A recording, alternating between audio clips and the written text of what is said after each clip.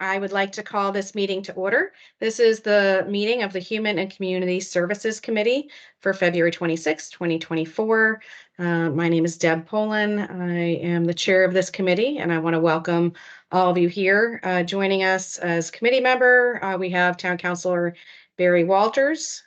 We also have other fellow members of the Town Council. We have Mayor Sherry Cantor, Deputy Mayor Ben Winograd, Town Council Member Carol Anderson Blanks, and Town Council Member Tiffany McGinnis. And I believe that is all of the Town Council members we have. And then we have staff members, Town Manager Rick Ledwith, Helen Rubino Turco, Liz Basinski, and I believe that's all we have, and Jerida Reinheimer. So we will go ahead and move forward. And our first item is 2A, business item approval of minutes. So Mr. Committee Member, Mr. Walters, could I have a motion to approve the minutes from our last meeting? I make the motion. And I will second the motion, and without objection, the minutes are approved. So we'll move on now to communications, and item 3A is a resolution appropriating opioid settlement funds to support prevention programs and activities. So I will turn it over to you first, Mr. Town Manager. Thank you, Madam Chair. And we do, as you said, have a resolution appropriating $25,000 in national opioid settlement funds. And through you, I will turn it over to our director, Helen Rubino Turco, as well as our Assistant Director of Social Services, Liz Basinski. Is Liz going to take this, Helen? Sure. Yes. Okay. I mean, I could start you off. Thank you. Thank you. Just to say, as you recall, we hired a prevention coordinator who started a few months ago, and she's been working hard, and we appropriated funds from these opioid settlements. As you may recall, a portion of these settlements, a large portion went to the state, and some of them went to municipalities. And we have an opportunity now for some events and some programs that our prevention coordinator would like to do. So we're asking you for an additional appropriation to help cover some of those activities. And if they are not all completed, then the funds will carry forward to the next year. But Liz Basinski, our Assistant Director of Social Services, can explain a little bit more about what those programs are. Sure. Good evening. Hi, everybody. So to follow on, you can see in our notes, there's several activities and events that we have planned coming up in the next couple of months, focused on prevention. The National Opioid Settlement Funds have a wide range of available uses, one of which is prevention. We plan to do many programs and activities going forward, including the youth skate night that we've done several times, which has been very successful. More than 200 youth turnout at Veterans. It's a great night. And then we've got some wellness fairs. We're going to do something in May around National Mental Health and Awareness Month and Prevention Week in May. So these funds are just going to be on hand available for us to purchase some giveaways and things that we might need materials to carry off those events. Great, thank you. Does anybody have any questions about this resolution? I think this is on our agenda for tomorrow night's town council meeting. So if nobody objects to this resolution, we will give it the committee endorsement and send it along. Thank you so much for your good work. And I was reading through some of the activities and feels like it's got a wide berth of activities to reach a wide variety of people who need this outreach. So thank you for all of that. All right. We'll move on to staff reports, and the first item is a library update. Do we have somebody available to give a library update tonight? We do not, Madam Chair. So Laura Ermsher had a library board meeting tonight, so couldn't attend our committee meeting. Laura uploaded her report for the committee, and you can see some of the things that are highlighted in that report. The one thing I wanted to highlight, and Laura had asked me to highlight, was the Noah Webster Library hours right here on South Main. We're now open on Sundays, Sunday afternoons from 1 p.m. to 5 p.m. and that will be through May 5th. Laura will join us at the next meeting, and she will be ready to discuss our fine-free program as well, which I can say anecdotally is going very well, but she can give us a more formal update at our next meeting. Through you, Madam Chair, I'll turn it back to you. Great, thank you so much. And I just wanted to state for the record, we did get a communication from Councilwoman Fay that she's having trouble logging on. So hopefully she can get that technical issue resolved. So we will move on to 4B, which is the Leisure and Social Services update. And I'll turn it back over to Helen and Liz. Thank you, Madam Chair. So just to dovetail on the work that our prevention coordinator, Gretchen Levitz, has been doing, a lot of the work she's been doing now is has been speaking with various stakeholders, and she's really developed, including our CERT team, and she's really developed a whole bunch of different trainings for area businesses, also in collaboration with our Economic Development Office. So she's been hard at work, and the funding for the opioid from the opioid settlements will really go a long way. She's also exploring with Liz Basinski the possibility of the paperwork to establish a recovery-friendly community. So we are looking into that. That's something that other communities have done, and so we're that's one of the items that she's exploring over the next few months. So more to come on that. But as Liz mentioned, April is Mental Health Month, so we will be coming back to you with probably a proclamation in April, particularly to celebrate and highlight Prevention Week, which is the second full week of of May. And so we've got lots of activities each day that week, including a Tuesday proclamation from you, which we have done in the past. Something we haven't done in the past, at least not for a while, is to, when I mean that, I mean like a decade, is to celebrate Social Work Month, which is in March. And I know March is a busy time with the budget, but we're hoping that perhaps the second meeting of the month we can, or the first, it depends on the town manager and you, Madam Mayor, if there's a possibility of a short proclamation just to celebrate the work of all of our social workers, including our police liaison social worker, which, as you know, has been, and Liz will just talk a little bit about her too, just has been now with us for 2.5 years, Liz. She's in and really has become an integral part of both teams. I also wanted to highlight that because Liz is on staff, we've really been able to explore other interesting different ways of getting grant funding. And Liz has tracked numerous grants, and including one from the United Way, which came to our attention. You know, these are not huge grants, but they all add up. They all contribute to helping us provide a quality of life for and assistance for our residents. So one is the United Way support. We were able to, through funding from United Way, it's a small amount, $3,000, but we were able to really give it some cash assistance to 6 different resident families that social services identified, and they got gift cards from the United Way. In addition, she's working on the Emergency Food and Shelter Program. Liz, did you want to just talk a little bit about that? We've received funding from them in the past, as I understand, and you're working on some additional funding. Sure. The Emergency Food and Shelter Program, shorthand EFSP, is a federal program. They don't follow a calendar year. It follows federal budget appropriations. West Hartford received funds probably 12 years ago. Last year, we were able to reapply for funds. This goes to rent and utility assistance for residents who are eligible. We were able to get just under $5,000 last year, which we used to support, I think, 5 residents. We will be applying for the next phase, which is coming around. I will be asking for more than $5,000, but we'll hopefully end up with $5,000 again.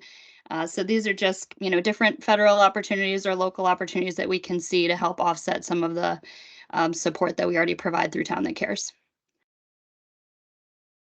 Thank And I will you. just note, Helen, the United Way Fund, since I wrote this for you, we were able to help 2 additional families. So $4,000, which is the max we could spend. We hope that they're going to give us some more. Excellent, thank you. And Liz, I was wondering also if you could give us your own take on the work that Deborah is doing for our strategic planning in social services. Sure. So we have had a consultant working with us for a few months now. We've spent some time gathering community input. We're just kind of wrapping that phase up right now.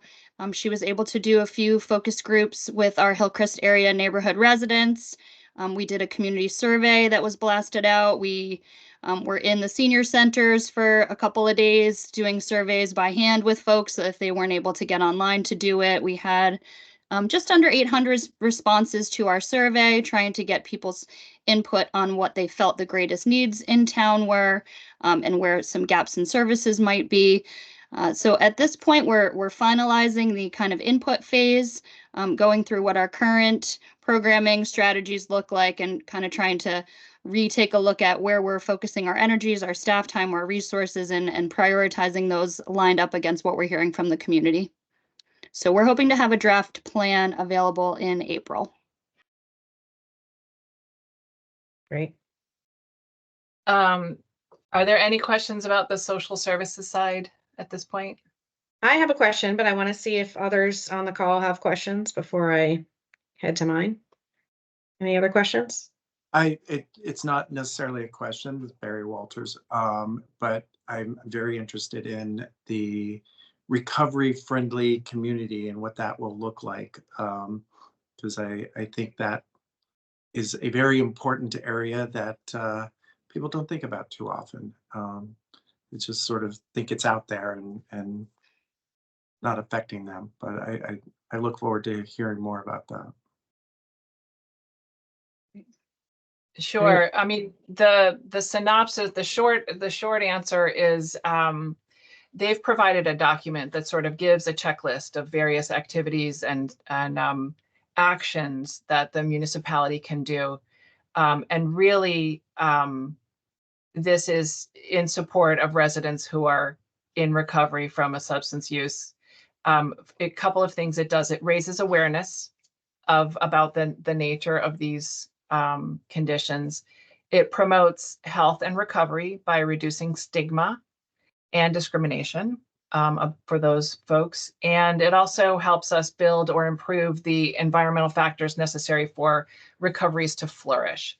So one of the things that when we did a wellness assessment a couple of years ago, it was pre-pandemic, and just at the beginning of the pandemic, was that we had lots of activities, we had lots of programs, we had lots of services, but the community didn't necessarily know about them all, and the providers didn't know about what the other providers were doing.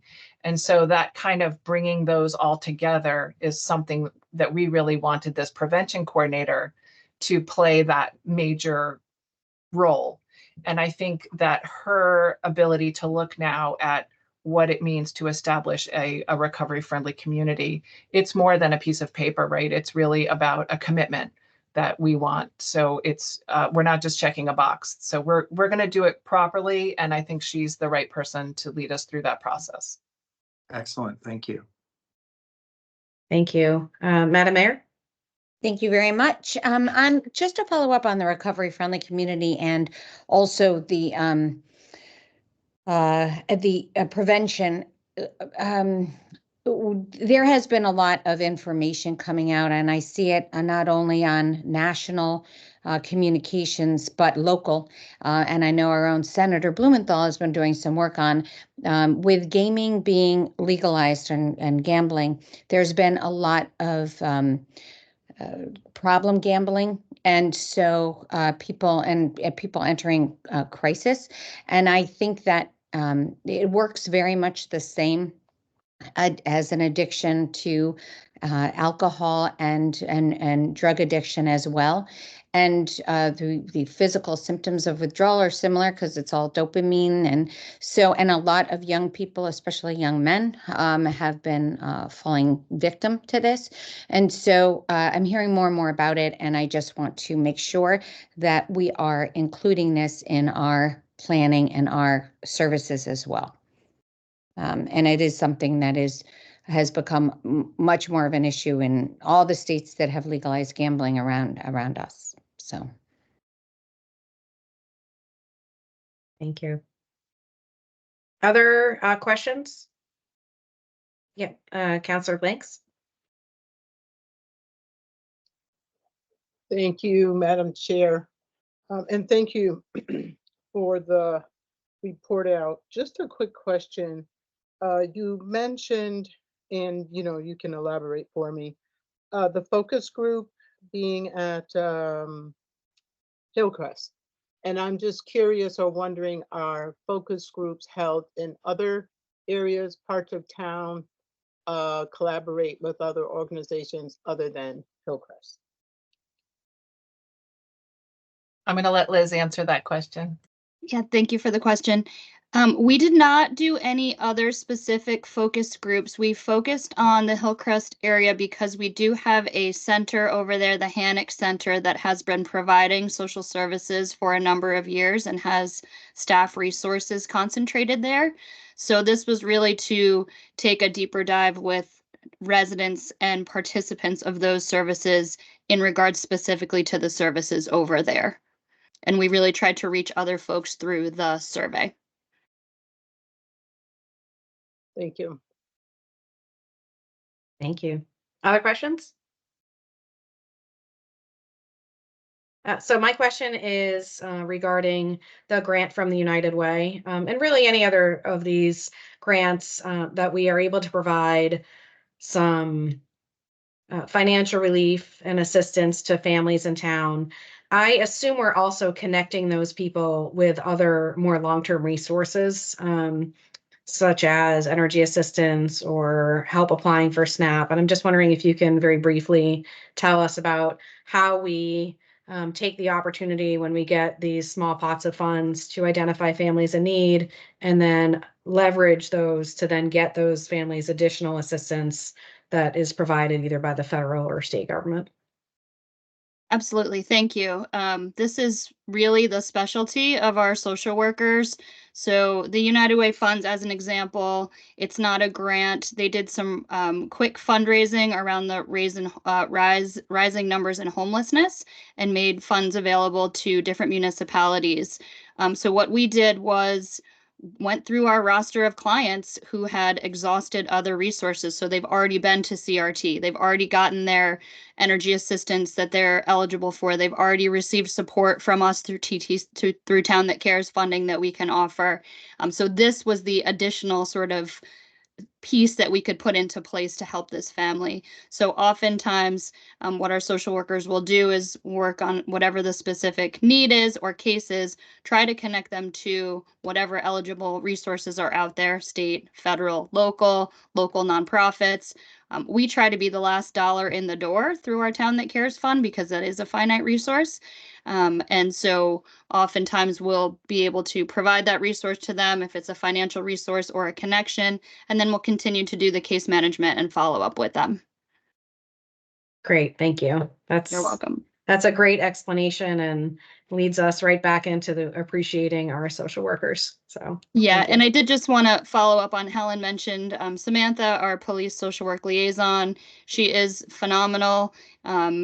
I'm not able to give you year-over-year statistics because she was not here for a full fiscal year, her first year. She had 407 referrals last year made from the police officers. Her numbers are fantastic. She's a resource for the officers. She's a resource for our team. And she's been asked to speak at several conferences recently. She will be presenting at the National Association of Social Worker conference that's coming this spring. So just want you to know that we are so lucky to have her on our team helping our residents through these troubling times. Great, thank you. All right, I'll turn it back over to you, Helen.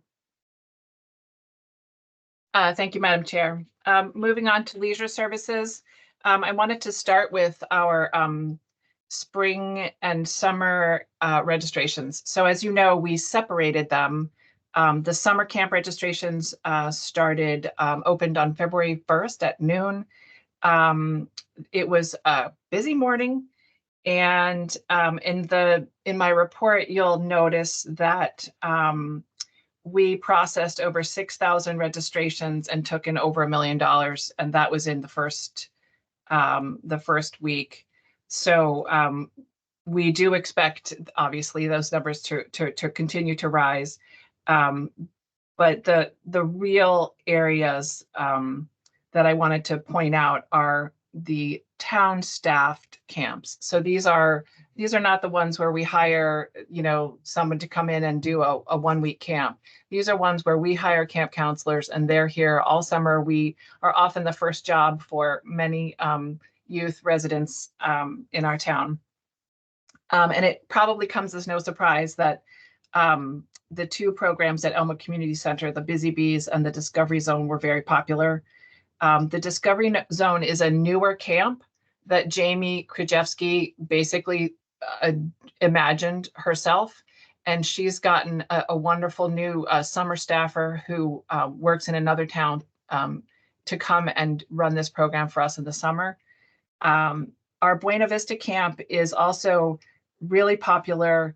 It's more of a regional destination. A lot of the programs over there at the veteran skating rink are regional because of the skating component, because there's not a lot of municipal skating rinks in the region. But that's also a great option for kids that are a little bit older because they don't max out at that camp. And finally, the Westmore Park camp, is probably our most popular camp. But it also has limitations in the number of people it can take. So we did something a little different this year with our scholarships, where we held some spots back to make sure that there are spots for students or for campers who are on scholarship that maybe couldn't apply at that very first hour of the very first day. And so we're keeping those open until a certain date in the future, probably May 1st, and then we'll pull from our wait list to fill those camps.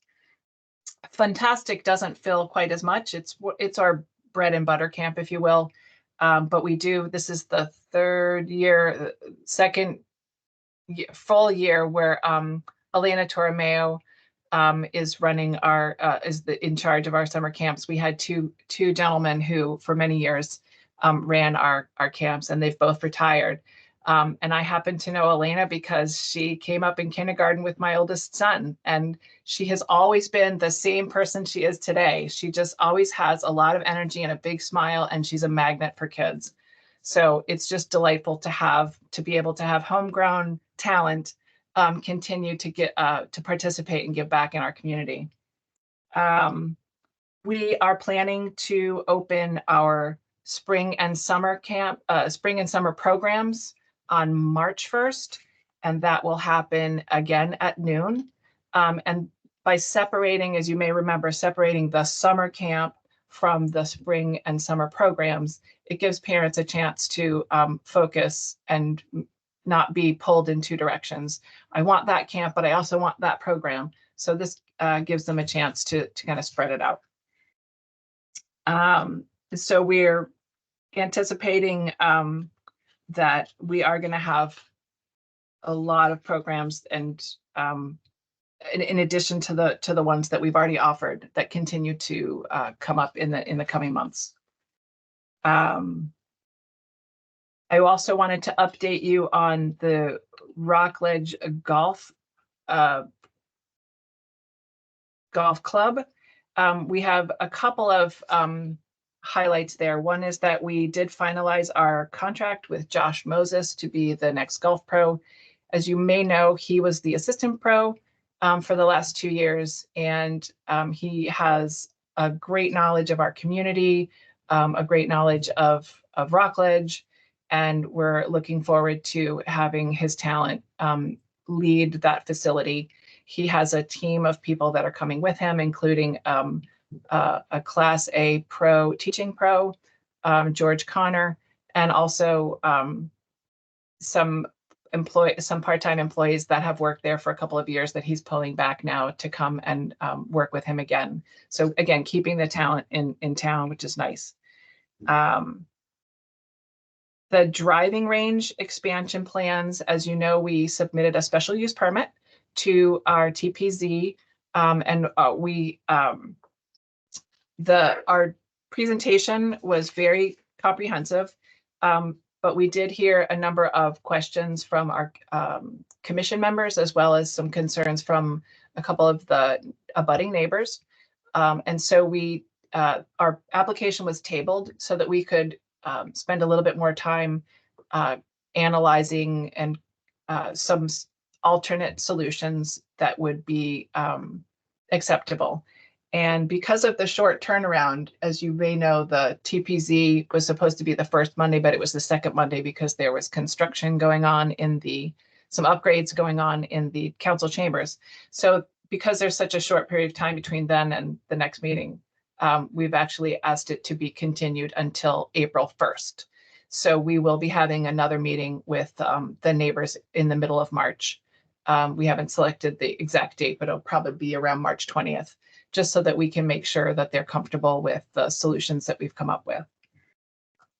Their concerns really were about errant balls. And there were 3 items that we are talking about. One is putting up a shorter fence very close to the southern end of the driving range. We're also going to mothball, if you will, the old irons area. And that's where probably 75% of the errant balls were coming from.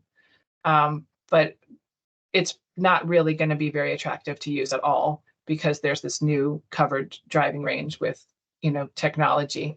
And so we will discontinue the use of that particular area. And the third is that the technology that we're going to be providing actually has a virtual net. So it will alert you if you have gone out of bounds. And it'll also alert the attendant. So that person, the attendant, can come and talk to the person who just hit the ball badly or that went awry, and can coach them on how to, perhaps make some adjustments. But there will be consequences if they do it again. And that may be, you're banned for the day or you're banned for the next 2 weeks. It depends on, the egregiousness of the errors or the temperament of what's going on. So we do have this, right now, that facility is a free-for-all. You get your bucket of balls and you go down and you hit them. But there's going to be an attendant there now the whole time that it's open. So it's going to be more eyes there, a little bit more discipline. And then with these adjustments, we feel that we'll be able to address the majority of their needs. We have some other adjustments that we're going to make as well, but I didn't want to get too technical. The third program that's going on at Rockledge is a huge irrigation replacement project. And as I reported last month, it is progressing well. We do expect it to be wrapped up this spring. Tim Nadeau, our golf course superintendent, has been overseeing this project. It's quite extensive and much overdue. So we do expect to save money because we won't be having as many leaks. We won't have to do as many repairs. So it's a great investment. The irrigation system was well past its prime. And so that is the final piece that we're working on there. I also wanted to point out that the West Hartford Senior Centers, their spring bulletin is available online. They also have hard copies are available at the 2 branches. And I believe they're still mailed to senior center members. And so that is going out right now. They've got a large number of very interesting and different programs that really cater to a wide variety of seniors, and they're really doing a wonderful job to nurture a sense of community there. Are there any questions so far? Thank you. Before we go to questions, I just want to acknowledge that Counselor Fay has joined us. She joined us about 5 or 10 minutes ago. Thank you we had to think a little bit creatively to get Counselor Fay on the call, but here she is, and just wanted to make sure that folks know that she's here. Does anybody have any questions for Helen on the report so far? No, I was just wondering if there were some, I'm sorry, and thank you. Gosh, I got in no problem this morning and the other meeting at 8 o'clock. And for some reason this links, but anyway, I'm here now. And I think I was in the waiting room most of the time, but anyway, I did get the benefit of the discussion. Are there certain things in the mitigation that you guys spoke of, learnings from Stanley Golf Course? I'm trying to picture in my mind. I mean, you'd have to hit that pretty far to hit one of the impacted homes. I mean, they're not right abutting. I'm trying to visualize it. But is there something that Stanley Golf Course did that maybe we can adopt? Thank you. Thank you, Counselor Fay. Yes, we have discussed the setup at Rockledge, as well as the setup that we propose at Rockledge, as well as the setup at Stanley. They're using a different technology system than the one we chose, but it's still a very good system. And their situation is a little bit different. But what we're doing is it is a golf course driving range now. It will be a golf course driving range when we continue it, but it is a fair distance. But I think because you're right, it seems far, but at the same time, it is a real concern that they have. And so I think, as I mentioned, much of this is because of the Old Irons area, where it's a little bit less, it's less formal there. And I think sometimes you do get high school kids or kids that maybe aren't being supervised, but you also get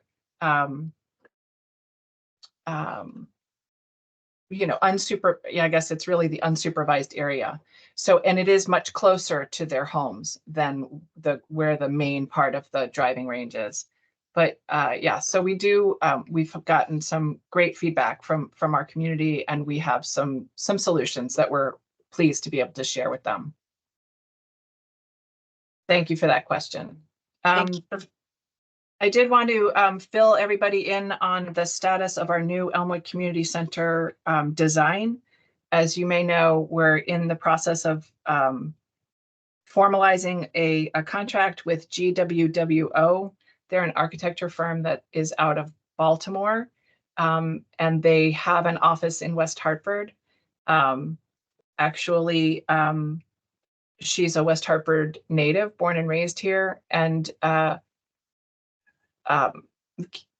their firm has done numerous projects that are very similar to ours, and they really appreciate the story of the community and incorporating the community into the building. So they've done libraries, schools, community centers, and it really is, they really impressed us with their experience as well as their vision for what it could be in West Hartford. So the 30,000 foot level, not 20,000 foot level, time frame of this is, we expect the design portion would probably take 12 to 15 months. So if they get started here, by April 1st, we do expect that they would be complete by early summer, late spring of 2025. And then we would take about 3 months to review those plans and prepare the bid documents. We would be reviewing the plans all along during that year-long process, but still we would have technical review of the plans and prepare the bid documentation. And then it takes about 3 months to make that award. So if we were able to get the bid docs out by September, we would maybe be able to award by the end of the year of 2025. And that puts us shovel ready, shovel in the ground in the spring of 2026. As you probably know, it would probably take 18 to 24 months to build a building. So that's sort of the big picture. I know I'm going to get this question probably from Councillor Winograd. So I did want to mention that the demo of the building is in design at the moment. You do have to plan for that. And so we do expect that the first part of that would be the abatement that needs to happen at the former school building. And we anticipate that the demo would happen sometime this summer. So the dog park would be open until we started that demo, and well, certainly when we did the abatement. And then we're hopeful that it would be able to be resume, before, while it's in design, that we would still be able to use it as a dog park during that period of time afterwards. And I'm happy to answer any other questions.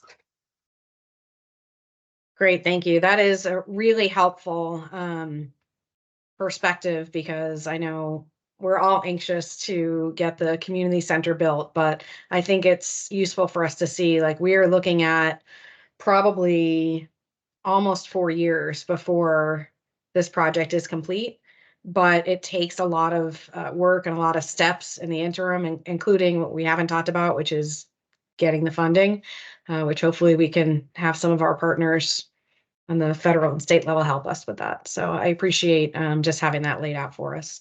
Are there questions first from committee members? Councillor Fay or Councilman Walters? And from other members of the council, any questions? Just one, if Oh. I may. Sure. Deb. So, a lot of people are anxious and really, in a positive sense, really interested in this and seeing this come to fruition. So are we permitted to articulate the 30,000 view that you gave? Is there something that is available for people to look at in terms of sort of a forecasted, line in the sand timeline for it? Because I know we haven't really come out with anything publicly. So I was just wondering how we can manage expectations in terms of communication. Thank you.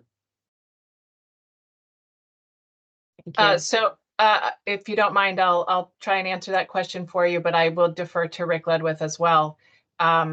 It's my understanding that we're working on a contract with GWWO, and as soon as we have that finalized, they should be able to advise us about maybe tightening up the timeline a little bit.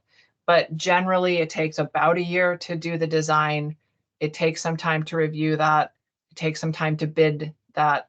The timing of the, if we're able to make the award by the end of the year of 2025 in winter, that's great, because most contractors then are filling up their queue for their for the next year. So, but certainly we would rely on GWWO for a better idea of fine tuning that 30,000 foot to maybe a 20,000 foot vision.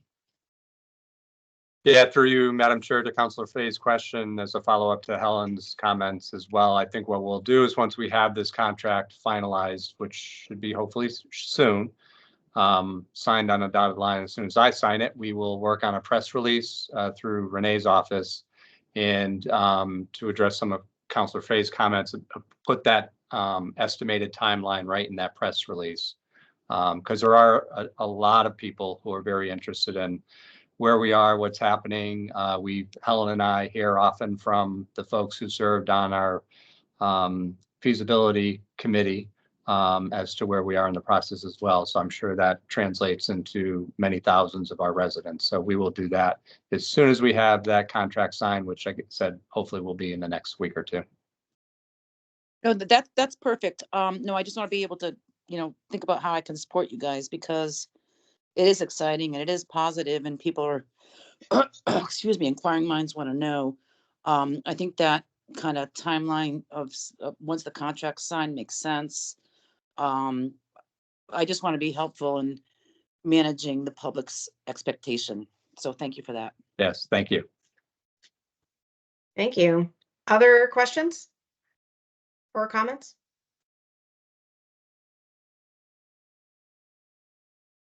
All right. Thank you for that comprehensive report. And I know there's actually more in the report, which is uploaded, some updates on some capital projects and so forth. So I encourage my colleagues to take a look through that.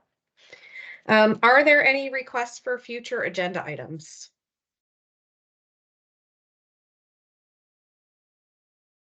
No.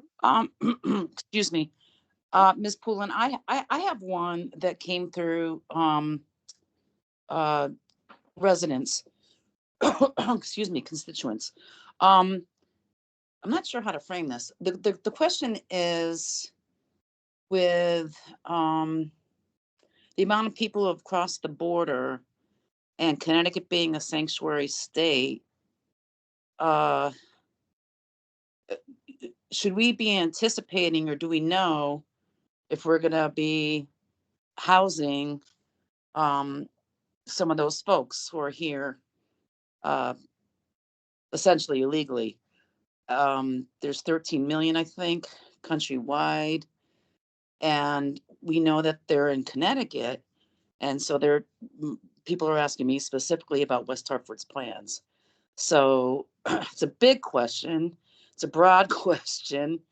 I'm sure Governor Lamont and others are thinking about it, but to the extent that, West Hartford, excuse me, is impacted, I just thought, and again, it's a big question. I'm not sure how to frame it or articulate it. I'm probably not doing a great job, but I think we get it. these are some of the questions that I've been getting. So, yep. Okay. I hear that question and respectfully disagree with some of the numbers that you've cited there, but understand where you're coming from. And I can tell you, before turning this over to the town manager to respond, that I know that our schools, for example, don't ask for immigration status. They are here to serve all residents in town who need the schools. The same will be said of our public safety officers and a variety of other services in town. And I'll turn it over to Mr. Manager if you have anything to add to that. Thank you, Madam Chair. And it's your question, Council Fay, is very timely. I do have a meeting later this week with our team. We have a couple of members of our team, and I'm not sure, Liz and Helen, if you've been involved in these conversations yet, but I'll be speaking with the fire chief, our emergency medical management director, as well as members of our school district. We have been corresponding back and forth with the state to have a plan in the event that we do see this happen, but certainly a lot would happen before that plan would even be implemented, and that would certainly be communicated back and forth between the council and our staff. So I'll be happy once I've sat down with our team, as I said, later this week, I'd be happy to provide the council with an update on those conversations. Thank you. Thank you. Okay, Councilor Fay, does that address your question? I think so. I just wanted to get it on the record for people who tune in, but yes, thank you. We'll have to see how it goes and plan accordingly. Thank you. Great, thank you. Any other requests for future agenda items? If not, if there's no objection, we will adjourn the meeting at 6:46 p.m. Everyone have a great night. Thank you so much for participating this evening. Thanks, everyone. Take care. Thank Have a you. good night. Bye-bye. Thank you. Good night. Bye.